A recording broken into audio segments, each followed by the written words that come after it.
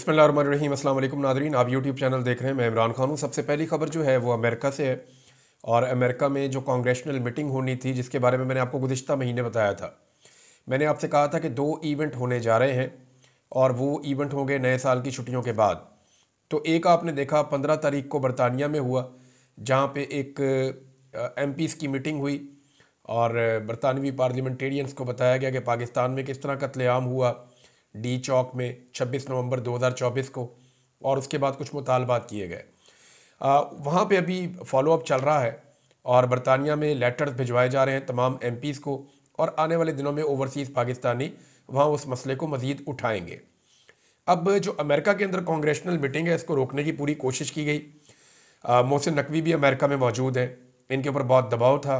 एक तो उनके ऊपर दबाव है कि वो किसी तरह डोनाल्ड ट्रंप की जो एडमिनिस्ट्रेशन है उस तक रसाई हासिल करें। ख़ुसूसन मार्को रूबियो से मिलने के लिए बहुत कोशिश कर रहे हैं, जो उनके सेक्रेटरी ऑफ द स्टेट हैं। सेक्रेटरी ऑफ द स्टेट ने अपनी तैनाती के पहले दिन ऑस्ट्रेलिया के, जापान के और इंडिया के वज़राए ख़ारजा के साथ मुलाकात की है। लेकिन एक बात जहन में रखिएगा कि ये जो 4 मुल्क हैं ना, ऑस्ट्रेलिया, जापान, इंडिया और अमेरिका, ये चारों क्वाड का हिस्सा भी है। तो मार्को रूबियो की ये मुलाकातें एक ख़ास तरफ इशारा भी दे रही हैं, क्योंकि क्वाड जो एक पूरा निज़ाम बनाया गया है, ये समंदर की हिफाजत के लिए बनाया गया है और ये एक समुद्री फोर्स है जो चाइना को रोकती है साउथ चाइना सी के अंदर एक्टिविटीज़ करने से। वहाँ पे उनके साथ कन्फ्लिक्ट में जाते हैं। बाद में कभी तफसील से इसके ऊपर बात करेंगे, लेकिन मोहसिन नकवी को मौका नहीं मिला अभी तक मुलाकात करने का या बातचीत करने का। पहले हम आपको बताते हैं कि मोहसिन नकवी ने वहाँ क्या हासिल किया, फिर आपको बताते हैं दूसरे हिस्से में कि जो कांग्रेशनल मीटिंग हुई है, ब्रीफिंग हुई है अमेरिका में, उसके क्या नताइज आएंगे और आने वाले दिनों में क्या होने जा रहा है। ओवरसीज़ पाकिस्तानी मामलात को किस तरफ लेकर जा रहे हैं और पाकिस्तानी एस्टेब्लिशमेंट और हुकूमत उनको रोकने के लिए क्या कुछ कर रही है और क्या कर सकती है। ये मोहसिन नकवी की नाकामी का यहाँ से आपको अंदाज़ा हो जाना चाहिए कि हुसैन हक्कानी, जो नॉर्मली इस वक्त इस हुकूमत के बहुत करीबी हैं और हुकूमत की तारीफ़ें करते हैं, इमरान खान साहब के सख्त तरीन नाक़िद हैं, हुसैन हक्कानी साहब भी मजबूर हो गए ये कहने पे कि कोई ज़रूरत नहीं थी, ये गैर ज़रूरी है जो मोहसिन नकवी ने किया है। उनका ट्वीट क्या है, मैं आपको पढ़ के सुनाता हूँ। हुसैन हक्कानी का कहना है कि वज़ीर दाखिला को अमेरिका जाने और ये तासुर देने की कोशिश करने की कोई ज़रूरत नहीं थी कि वो वज़ीर ख़ारजा का काम भी कर सकते हैं। वैसे भी अब तक उनकी मुलाकात किसी ऐसे फ़र्द से नहीं हुई जो अमेरिका के ख़ारजा ताल्लुकात का ज़िम्मेदार हो और पाकिस्तान के काम आ सके। तो ये हुसैन हक्कानी का स्टेटमेंट है। इसके अलावा एक स्टेटमेंट जो है वो ज़ुल्म खलील दाद का भी है। ज़ुल्म खलील दाद समझ रहे हैं कि पाकिस्तान को बहुत नाकामी हुई है, पाकिस्तान को इमरान खान साहब को आज़ाद रखना चाहिए था, और इस बारे में ज़ुल्म खलील दाद ने बड़ा क्लियर एक स्टेटमेंट दिया कि अगर इमरान खान साहब बाहर होते तो वो ज़रूर मेहमान ख़ुसूसी बनकर जाते या मेहमान बनकर जाते इस तकरीब हलफ बर्दारी में, क्योंकि डोनाल्ड ट्रंप इमरान खान साहब की बहुत तारीफ़ करते हैं। ज़ुल्म खलील दाद ने कहा कि भारत के वज़ीर जयशंकर ने सदर ट्रंप की हलफ बर्दारी की तकरीब में शिरकत की। वो तो पहली लाइन में सामने ही बैठे हुए थे। अगर इमरान खान जेल में ना होते तो मेरा मानना है कि वो इस नहायत अहम तकरीब में मेहमान ख़ुसूसी होते। ये पाकिस्तान के लिए एक बड़ा नुकसान है। इमरान खान को रिहा करें और पाकिस्तान को तबाही से बचाएं। अब मामला ये है कि इस वक्त पाकिस्तानी एस्टेब्लिशमेंट ने और हुकूमत ने पूरी कोशिश की है कि 22 तारीख को जो कांग्रेशनल मीटिंग हो रही थी उसको किसी तरह रोका जाए या उसको नाकाम किया जाए।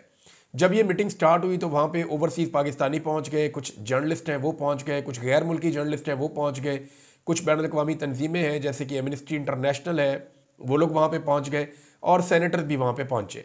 सेनेटर्स ने वहाँ पे इससे खिताब भी किया मीटिंग से, और उनके सामने तमाम तफसीलात रखी गई। ये वो तफसीलात हैं कि जो कुछ भी हुआ पाकिस्तान में रजीम चेंज ऑपरेशन के बाद से लेकर अब तक, और खसूसन बताया गया कि 26 नवंबर को जो इस्लामाबाद डी चौक में कत्लेआम हुआ वहाँ पे क्या हुआ है।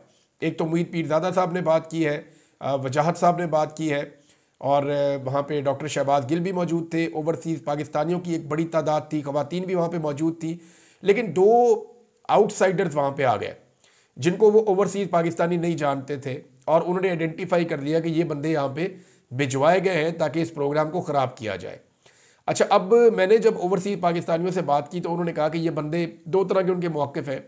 कुछ लोगों ने मुझे ये बताया कि ये बंदे जो पाकिस्तानी एम्बेसी है उन्होंने प्रोग्राम को ख़राब करवाने के लिए भिजवाए थे, और कुछ लोगों का कहना है कि ये बंदे नून लीग ने भिजवाए थे।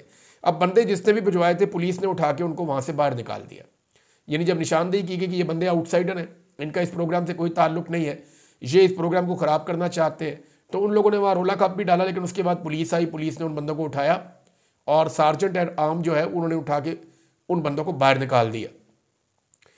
अब वज़ीर दाखिला वहाँ पे मौजूद थे, लेकिन इसके बावजूद ये प्रोग्राम हो जाना और ये एक कामयाब प्रोग्राम हो जाना, ये अब एक मसला बन जाएगा मौजूदा हुकूमत के लिए। देखिए, ये चीज़ें एक या दो दिन में होनी नहीं है, ये ओवरसीज़ पाकिस्तानी भी जानते हैं और पाकिस्तान की हुकूमत और इस्टेब्लिशमेंट भी जानते हैं।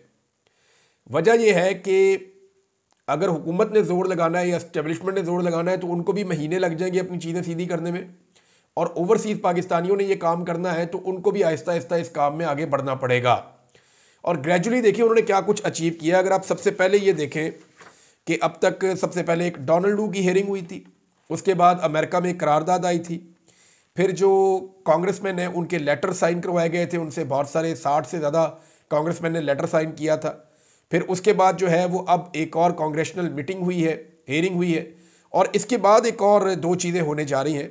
12 फरवरी को जो ट्रंप की रिपब्लिकन पार्टी है उसके जो कांग्रेसमैन हैं उनके साथ पाकिस्तान तहरीक इंसाफ के कुछ लोग मिलेंगे, और ओवरसीज़ पाकिस्तानियों की एक तंजीम है वो भी उनसे मिलने जा रही है। पाकिस्तान के हालात से मुताल्लिक वहाँ पे भी ब्रीफिंग दी जाएगी और उनको बताया जाएगा। जबकि मेरी इत्तला के मुताबिक जैसा कि पहले दस्तखत करवाए गए थे कांग्रेसमैन के और ख़त भिजवाया गया था अमेरिकन एडमिनिस्ट्रेशन को, तो अब एक और ख़त लिखा जाएगा जो स्टेट डिपार्टमेंट को भिजवाया जाएगा और उस खत के ऊपर दोबारा से कांग्रेसमैन के दस्तखत करवाए जाएंगे। इससे पहले नाजरीन जो एक करारदाद पास करवा ली थी पाकिस्तानियों ने अमेरिका से, उस करारदाद के अंदर जो वोटिंग की सिचुएशन थी वो ऐसे थी कि 431 टोटल वोट थे, जिनमें से 56 गैर हाजिर थे, 7 लोगों ने मुखालफत की थी, जबकि 368 लोगों ने साथ दिया था ओवरसीज़ पाकिस्तानियों का। यानी 368 कांग्रेसमैन ने साथ दिया था ओवरसीज़ पाकिस्तानियों का। 431 में से 368 वोट उनके हक में आए थे, 7 वोट उनके खिलाफ आए थे। इसमें डेमोक्रेट्स के 181 वोट थे और रिपब्लिकन्स के जो है वो वोट थे 187, और जो खिलाफ वोट आए थे वो 7 के 7 रिपब्लिकन्स के थे। अब इस वक्त जो है वो रिपब्लिकन्स की हुकूमत बन गई है और ओवरसीज़ पाकिस्तानी ये चाहते हैं कि एक बाइंडिंग रेजोल्यूशन पास की जाए अमेरिका की सेनेट में, और वो जो पास करवाना चाह रहे हैं बाइंडिंग रेजोल्यूशन, इसमें ये पाबंदियां लगवाना चाह रहे हैं। क्योंकि ये जो कांग्रेशनल मीटिंग हुई है इसके अंदर मुतालबा किया गया है कि पाकिस्तान के अंदर जो अहम तरीन लोग हैं, जो फैसला साज हैं, जैसा कि एस्टेब्लिशमेंट या हुकूमत के अंदर आम लोगों पर, लोग बैठे हुए आम मुद्दों पर, वहाँ आर्मी चीफ का नाम लिया गया, वज़ीर दाखिला, दीगर लोगों का नाम लिया गया कि इन लोगों के ऊपर जो है वो पाबंदियाँ लगा दी जाएँ। और ये मुतालबा किया गया कि पाकिस्तान पे किसी किस्म की पाबंदी ना लगाई जाए, उन लोगों पर इनफरादी तौर पे पाबंदियाँ लगाई जाएँ जो लोग पाकिस्तान में इंसानी हकूक़ की खिलाफ वर्जियों में और इलेक्शन में धांधली में और जो कुछ भी हो रहा है, जबरी गुमशुदगियाँ हो या डी चौक का कत्लेआम हो, जो लोग भी इन चीज़ों में मुलव्वस हैं उन लोगों के ऊपर इनफरादी तौर पे ये पाबंदियाँ लगाई जाए। मोहसिन नकवी ने पूरी कोशिश की है जनाब, लेकिन अब बड़ा जो इशू होगा आने वाले दिनों में मौजूदा हुकूमत के लिए या इस्टेब्लिशमेंट के लिए वो ये होगा कि किसी तरह भी कुछ भी करके जो एक बाइंडिंग रेजोल्यूशन लाना चाहती है वहाँ पे ओवरसीज़ पाकिस्तानियों की कम्युनिटी अमेरिका की कांग्रेस में, उसको रोका जाए। क्योंकि अगर उसको ना रोक सके तो फिर बाइंडिंग रेजोल्यूशन के बाद इसका मतलब यह है कि अमेरिकी हुकूमत मजबूर हो जाएगी वो तमाम इकदाम करने के लिए जो उस रेजोल्यूशन में पास किए जाएंगे। अब इसके लिए क्या करना होगा, वहाँ बहुत बड़ी लॉबिंग करनी पड़ेगी। मेरी इत्तला के मुताबिक जो पाकिस्तान की हुकूमत है वो वहाँ बहुत ज़्यादा पैसा खर्च रही है, ज़ीरो से बेशक उन्होंने शुरू किया है, लेकिन मोहसिन नकवी को वहाँ भेजा गया है। पाकिस्तान की जो एस्टेब्लिशमेंट है उनके सबसे काबिल भरोसा आदमी है और मोहसिन नकवी पे सबसे ज़्यादा एतबार किया जाता है। पाकिस्तान की एस्टेब्लिशमेंट में सबसे काबिल ज़िक्र और सबसे आजमूदा मोहरा है इस वक्त एस्टेब्लिशमेंट का। मोहसिन नकवी को भेजा गया, बहुत खर्चा किया जा रहा है, ओवरसीज़ पाकिस्तानियों को मनाने की कोशिश की जा रही है, लेकिन जो ओवरसीज़ पाकिस्तानी है वो मान नहीं रहे। वो ये कह रहे हैं कि पाकिस्तान के अंदर जुल्म और ज़्यादती बंद की जाए, बसूरत दीगर वो अपना काम जारी रखेंगे। अब देखिए फ़र्क क्या है, फ़र्क ये है कि पाकिस्तानी गवर्नमेंट जो काम करेगी वो अपनी एम्बेसी से करवाएगी, और एम्बेसी के काम करने के घंटे होते हैं, वो जितनी तनख्वाह लेते हैं उतना ही काम करते हैं और उनके लिए वो एक ड्यूटी की तरह है। लेकिन ओवरसीज़ पाकिस्तानी ये सारा कुछ कर रहे हैं जेब से पैसे खर्च करके, और वो एक पैशन के साथ कर रहे हैं। अब ये तो नहीं हो सकता कि पाकिस्तान की एस्टेब्लिशमेंट खुद जाके अमेरिका में बैठ जाए या वज़ीर दाखिला को हमेशा के लिए अमेरिका में बिठाया जाए, उन्हें वापस भी आना है। तो वहाँ पे जो एफर्ट की जाती है वो ओवरसीज पाकिस्तानियों की एफर्ट उनसे ज़्यादा होती है। दूसरा, ओवरसीज पाकिस्तानी पूरे अमेरिका में फैले हुए हैं, तो मुख्तलिफ इलाकों के जो सेनेटर्स हैं, मुख्तलिफ इलाकों के जो कांग्रेसमैन हैं, उन सबसे वो लोग राब्ते में रहते हैं। और जब वो राब्ते में रहते हैं तो वो ये चीज़ें भी उनको बताते रहते हैं, ये रिपोर्टें भी उनके साथ शेयर करते रहते हैं। जैसा कि अब एक रिपोर्टिंग शुरू होने जा रही है, एक नया लेटर लिखा जाएगा जिसके ऊपर सिग्नेचर करवाए जाएंगे बहुत सारे कांग्रेसमैन के, और सिग्नेचर करवाने के बाद वो लेटर भेजा जाएगा अमेरिका के स्टेट डिपार्टमेंट को, और बाद में वहाँ से क्वेश्चन किया जाएगा, और वहाँ से जब पता चलेगा कि उनकी राय क्या है तो ये चीज़ें आगे बढ़ेंगी। ये चीज़ें अगले चंद हफ्तों में हो सकती हैं, अगले 2-3-4 महीनों में हो सकती हैं, लेकिन ये अब आगे की तरफ बढ़ेगी। और पाकिस्तान की जो हुकूमत और एस्टेब्लिशमेंट है उनको ये सोचना है कि रफ्ता रफ्ता अगर अमेरिका के साथ ताल्लुकात खराब हो जाते हैं तो ये एक इशू बन जाएगा, क्योंकि पाकिस्तान का अपनी मईशत के हवाले से और बहुत सारे मामलात के हवाले से अमेरिका के ऊपर बहुत इन्हिसार है। चाइना से भी आप दुश्मनी नहीं कर सकते। ये एक तासुर ये दिया जा रहा है कि शायद पाकिस्तान अमेरिका को ये ऑफर कर देगा कि हम चाइना से पीछे हट जाते हैं तो आप हमारी मदद करें इमरान खान से बचने में, और इमरान खान के मामले में हमारे ऊपर या इंसानी हुकूक के मामले में हमारे ऊपर कोई दबाव ना डाला जाए। लेकिन देखें, चाइना के स्ट्रेट अवे आपने अरबों डॉलर देने हैं, 65 अरब डॉलर तो आपने 2022 तक के देने हैं। उसके बाद आप दोबारा उनसे पैसे मांगते हैं। 6 अरब डॉलर आपने उनसे लेकर अपने खजाने के अंदर रखे हुए हैं, रिजर्व के अंदर, और बहुत सारी ऐसी चीज़ें हैं जहाँ पे आपने चाइना के पैसे देने, लगभग अगर आप प्लस माइनस करें तो आपको तकरीबन 80 अरब डॉलर के करीब शायद आपको चाइना का वापस करना है। मैं लमसम बता रहा हूँ, मुझे कोई एग्जैक्ट फिगर नहीं पता, लेकिन इतना पैसा बन जाता है। चंद लोगों ने मुझे यहाँ तक बताया कि शायद इससे भी ज़्यादा है। तो जब इतना सारा पैसा आपने एक मुल्क का वापस करना हो तो आप ये नहीं कर सकते कि आप दूसरे मुल्क को कहीं एक सुपर पावर को नाराज़ कर दें दूसरी सुपर पावर को मनाने के लिए, और जिसको आप नाराज़ करें वो बिल्कुल ही आपकी दीवार के साथ उनकी दीवार लगती हो, तो ये भी मुमकिन नहीं है। तो पाकिस्तान की हुकूमत और एस्टेब्लिशमेंट सिर्फ इमरान खान की दुश्मनी में अपने आप को एक ऐसी अजीबोगरीब सिचुएशन में डाल चुकी है जिससे निकलना उनके लिए भी बहुत ज़रूरी है और पाकिस्तान के लिए भी बहुत ज़रूरी है। अभी CIA ने एक ब्रीफिंग देनी है डोनाल्ड ट्रंप को पाकिस्तान के हवाले से, या डोनाल्ड ट्रंप की इंतज़ामिया को, और ये वाकई में एक इम्पॉर्टेंट ब्रीफिंग होगी जिसके बाद फिर डोनाल्ड ट्रंप का मौक़िफ़ पाकिस्तान के बारे में आ सकता है। हो सकता है कि वो इमरान खान साहब की फेवर में हो सकता है कि वो इमरान खान साहब की उतनी फेवर में ना हो जितना उम्मीद कर रहे हैं बहुत सारे लोग। लेकिन एक बात तो पक्की है कि पाकिस्तान की हुकूमत और एस्टेब्लिशमेंट को वो माहौल नहीं मिलेगा जो माहौल उन्हें जो बाइडन एडमिनिस्ट्रेशन के दौरान मिला था या उनके दौर में मिला था। वजह यह है कि जो बाइडन क्योंकि इसको इनिशिएट करने वाले थे, उन लोगों में शामिल थे जिन्होंने रजीम चेंज ऑपरेशन की मंजूरी दी थी और कहा था ठीक है फड़का दो, तो उन्होंने फिर बहुत ज़्यादा साथ दिया। पाकिस्तान के बहुत हालात ख़राब हुए, बहुत सारी चीज़ें गलत हुई, लेकिन इसके बावजूद उन्होंने अपनी आंखें बंद रखी। तो वैसी सपोर्ट और सहूलतकारी तो अमेरिका से अब मिलने वाली नहीं है। तो नाज़रीन, आने वाले दिनों में भी अमेरिका से बड़ी खबरें आएंगी, हम आपके साथ शेयर करते रहेंगे। लेकिन अभी इमरान खान साहब ने एक बड़ा स्टेटमेंट दिया है, वो स्टेटमेंट आपको ज़रूर सुनना चाहिए। उन्होंने कहा कि याह्या खान पार्ट 2 के इक़्तिदार को तूल देने और 9 मई के वाक़यात को छुपाने के लिए कादी फ़ायद ईसा ने 9 मई फॉल्स फ्लैग ऑपरेशन और 8 फरवरी इंतखाबी धांधली से मुताल्लिक हमारी पटिशन नहीं सुनी। तहरीक इंसाफ के साथ तारीख की बदतरीन इंसानी हुकूक की खिलाफ वर्जियाँ की गई। ज़िले शाह से लेकर समी वज़ीर तक हमारे साथ जुल्म और जबर की एक तवील दास्तान है। हमें मुल्क भर में किसी भी अदालत से इंसाफ नहीं मिल सका। अदालतें मफलूज हैं। आज भी इनको यही खौफ है कि कोई जज मेरिट पर हमारी इंसानी हुकूक के खिलाफ वर्जियों की दरखास्तें ना सुन ले और कहीं हमें इंसाफ ना मिल जाए। ये जो भी कर लें, खुदाई कानून है कि जुल्म और जबर का दौर ज़्यादा देर तक नहीं चल सकता। मैं सऊदी अरब के वली अहद शहजादा मोहम्मद बिन सलमान का इंतहाई मशकूर हूँ कि उन्होंने मेरी अपील पर 7200 के करीब गरीब और मुस्तहिक पाकिस्तानियों को सऊदी अरब की जेलों से रिहा किया। मैंने हमेशा यही कोशिश की है कि अपने ओहदे और असर रसूख से आम पाकिस्तानियों की ज़िंदगी संवारने का इक़दाम कर सकूं। मेरा सियासत में आने का मकसद भी यही था और मैं जब तक ज़िंदा हूँ मैं ये करता रहूँगा और इसी के लिए जद्दोजहद जारी रखूँगा। मुझे या बुशरा बीबी को अलकादर ट्रस्ट से कोई माली फ़ायदा नहीं है। अच्छा, वैसे मैं आपको ये बताऊं कि मोहम्मद बिन सलमान पाकिस्तान आए थे तो उन्होंने इमरान खान साहब से पूछा था कि मैं आपके लिए क्या कर सकता हूं, तो इमरान खान साहब ने कहा था जी हमारे कैदी हैं और वो बंद हैं, गरीब लोग हैं, कमज़ोर लोग हैं, छोटे छोटे जराइम के अंदर बंद हो जाते हैं, कि बड़े जराइम हैं उनमें बंद हो जाते हैं, कुछ लोग वहाँ के कवानीन से लाइलम होते हैं, इस वजह से बंद हो जाते हैं। तो बहुत सारे लोग आपकी जेलों में कैद हैं सऊदी अरब में, उनको रिहा कर दें, आपकी बड़ी मेहरबानी होगी। और उसके बाद जो है मोहम्मद बिन सलमान ने वादा किया था, तो अब 7200 लोग जो है उनकी रिहाई हुई है।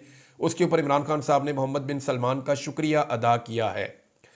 फिर इमरान खान साहब ने कहा कि मुझे या बुशरा बीबी को अलकादर ट्रस्ट से कोई माली फ़ायदा नहीं है। मलिक रियाज इस बात की गवाही देंगे कि मैं वाहिद वज़ीर आज़म था जिसने उनसे अपने ज़ाती या माली फ़ायदे के लिए कोई चीज़ तलब नहीं की।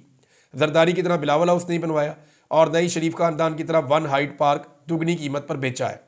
मेरे लिए पाकिस्तान के नौजवानों का मुस्तकबिल अहम था और इसी के लिए अलकादर यूनिवर्सिटी कायम की। उन्होंने मुझे तकलीफ देने के लिए हर हरबा इस्तेमाल किया। बुशरा बीबी के खिलाफ अपोजिशन की जानिब से चलाई जाने वाली सोशल मीडिया कंपेन की सख्ती से मजम्मत करता हूँ। अपोजिशन पिछले 6 साल से बुशरा बीबी पर कीचड़ उछाल रही है ताकि किसी तरह से मेरी किरदार कशी की जा सके। जो हमारे खैर ख्वाह होते हुए उनके प्रोपेगेंडे का हिस्सा बनते हैं वो हमारे खैर ख्वाह नहीं है बल्कि दुश्मन के मिशन की तकमील कर रहे हैं। ये जी इमरान खान साहब ने स्टेटमेंट दिया है। अब इसमें मलिक रियाज साहब का जिक्र आया तो मैं आपको एक दो चीज़ें और बता देता हूँ इस केस के हवाले से। पाकिस्तान की एस्टेब्लिशमेंट, और ये मैं पक्की खबर आपको दे रहा हूँ, ये बाकायदा डिस्कशन हुई है कि क्या मलिक रियाज वाकई कोई बम फोड़ देगा या मलिक रियाज सारा डाटा लीक कर देगा या मलिक रियाज बताएगा कि जनाब फ़लाँ बंदे को मैंने इतने पैसे दिए थे, फ़लाँ ऑफिसर मेरे पास आया वो मेरे से ये ले गया, फ़लाँ ने मेरे से गाड़ी ली, फ़लाँ ने मेरे से प्लॉट लिया, फ़लाँ ने मेरे से बैरून मुल्क ये लिया, फ़लाँ ने मेरे से इतना पैसा लिया, फ़लाँ ने इतनी रिश्वत लेके ये वाला काम किया, फ़लाँ ने मेरे से फ़लाँ चीज़ मंगवाई बैरून मुल्क से, फ़लाँ ने ये चीज़ की, फ़लाँ इदारा मेरे पास आया उन्होंने ये कहा। तो ये सारी चीज़ें क्या मलिक रियाज बताएगा? तो एस्टेब्लिशमेंट के अंदर बाकायदा इसके ऊपर जो डिस्कशन है उसका नतीजा ये निकला है कि उन्हें पूरा यकीन है कि मलिक रियाज कोई धमाका नहीं करेंगे, मलिक रियाज कोई चीज़ नहीं बताएंगे। वो कारोबारी आदमी है और वो एक हद से ज़्यादा नुकसान बर्दाश्त नहीं करेगा। मलिक रियाज अपना कारोबार करना चाहते हैं। वैसे भी सोने के अंडे देने वाली मुर्गी है मलिक रियाज। वो अगर पाकिस्तान में है तो सोने के अंडे देती रहेगी और तमाम पाकिस्तानी जो अशराफिया है वो उससे मुस्तफ़ीद होती रहेगी। लेकिन जब ये मुर्गी किसी और मुल्क में जाके अंडे देगी तो फिर पाकिस्तानी जो है वो एस्टेब्लिशमेंट यही सोचेगी ना कि फिर इस मुर्गी को ज़िबा कर दिया जाए। उसकी वजह यह है कि ना सिर्फ मलिक रियाज दुबई गए हैं बल्कि बहुत सारे जो ओवरसीज़ इन्वेस्टर्स हैं इनके पास एक बहुत बड़ा डाटा भी है ना, जिसमें इनको पता है कि कौन आदमी क्या चीज़ खरीदने में किस वक्त दिलचस्पी रखता है और किसकी क्या माली हैसियत है। तो ये उसके मुताबिक सबको पैकेज प्लान देते हैं। ये बड़ा साइंस है। तो मलिक रियाज के पास सारा डाटा भी है, हर चीज़ का पता है। तो पाकिस्तान में जो रियल स्टेट का कारोबार करने वाले इदारे या लोग हैं उनको प्रॉब्लम हो गई है। वो ये सोच रहे हैं कि मलिक रियाज ओवरसीज पाकिस्तानियों की इन्वेस्टमेंट बाहर ले जाएगा, यहाँ पे कुछ आएगा नहीं, तो इसका भी एक बहुत बड़ा इंपैक्ट है उनके ऊपर। लिहाजा मलिक रियाज जिसके खिलाफ मीडिया एक लफ्ज़ नहीं बोलता था, मीडिया पे बीप लग जाती थी, मलिक रियाज का नाम आता था। मीडिया की कभी जरूरत नहीं होती थी कि मलिक रियाज के खिलाफ कोई सोसाइटी का नाम भी नहीं ले सकते थे। ये हालात होते थे। और आज उसी मलिक रियाज के खिलाफ बाकायदा वीडियोस बना के चलाई जा रही हैं, सोशल मीडिया पे डाली जा रही हैं और पीटीवी के ऊपर चलाई जा रही हैं। बाकी मीडिया को अलाउ कर दिया गया कि तुम दो मलिक रियाज नू, सारे रल के पै गए, क्योंकि उन्हें पूरा यकीन है कि मलिक रियाज कोई धमाका नहीं करेगा। अब मलिक रियाज ने 2-3 दफ़ा धमकी लगाई है कि मैं कुछ ना कुछ करूंगा, तो एक आधा धमाका तो मलिक रियाज को करना पड़ेगा अगर उन्हें यह साबित करना है कि वो इफेक्टिव हैं और उनके कुछ कहने से चीज़ें बदल सकती हैं, फ़र्क पड़ता है। बहरहाल इमरान खान वाले मामले में मैंने मलिक रियाज के कुछ करीबी लोग हैं उनसे रब्ता करके पूछा कि बताओ भाई, तो उन्होंने कहा जी मलिक रियाज ने हमें बड़ा कैटेगोरिकली कहा है कि ये काम मैंने सदका जारिया के लिए किया था और इसके ऊपर मैंने कोई गवाही नहीं देनी। दूसरा, मलिक रियाज का ये मानना है कि इमरान खान के खिलाफ, देखिए हो क्या रहा है, अब मसला क्या है इसको ज़रा समझे। जो लॉ एक्सपर्ट्स हैं ना उन्होंने जाके बता दिया है, हुकूमत को भी बता दिया, एस्टेब्लिशमेंट को भी बता दिया है कि जनाब कुछ ना कुछ करके जेल के अंदर तो फैसला इमरान खान के खिलाफ दे दिया गया है, लेकिन जब यह मामला ओपन कोर्ट में आएगा, हाई कोर्ट में या आगे किसी और कोर्ट में चला गया या अपील में चला गया, तो यह दोबारा करना मुमकिन नहीं होगा। यानी जेल के अंदर बंद माहौल के अंदर सजा दे दी, पहले भी देते रहे हैं, 2 नंबर किस्म की, बाहर आके वो खत्म हो जाती थी। तो यह बताया गया कि अगर इमरान खान को इसके अंदर पक्का फिक्स करना है तो हर हाल में मलिक रियाज की गवाही चाहिए होगी। मलिक रियाज आकर बताए कि जनाब मैंने रिश्वत दी है, तो फिर ये दोनों मियाँ बीवी फंसते हैं, वरना ये दोनों मियाँ बीवी नहीं फंसते। अब अगर मलिक रियाज की गवाही आ जाती है ना, तो इमरान खान के ऊपर एस्टेब्लिशमेंट या हुकूमत वो दबाव डाल सकती है जो उन्हें चाहिए। और मलिक रियाज कह रहे हैं मैं कोई भी कुर्बानी दूंगा, मैं गवाही नहीं दूंगा। अब मामला आगे जनाब यहां पे फंस गया है। मलिक रियाज ने अगर गवाही, तो मेरे ख्याल में मलिक रियाज को सारा भांडा फोड़ देना चाहिए। पाकिस्तान की खिदमत हो जाएगी, बताएं किस किस ने क्या किया और कैसे कैसे किया और कौन कौन किस किस मामले में कैसे कैसे इन्वॉल्व था। लेकिन अभी तक तो मलिक रियाज ने बताया नहीं है, तो उम्मीद करते हैं जो आज नहीं बताया वो कल बताएंगे। लेट्स सी होता क्या है। अब तक के लिए इतना ही, अपना ख्याल रखिएगा, अपने चैनल का भी। अल्लाह हाफ़िज़।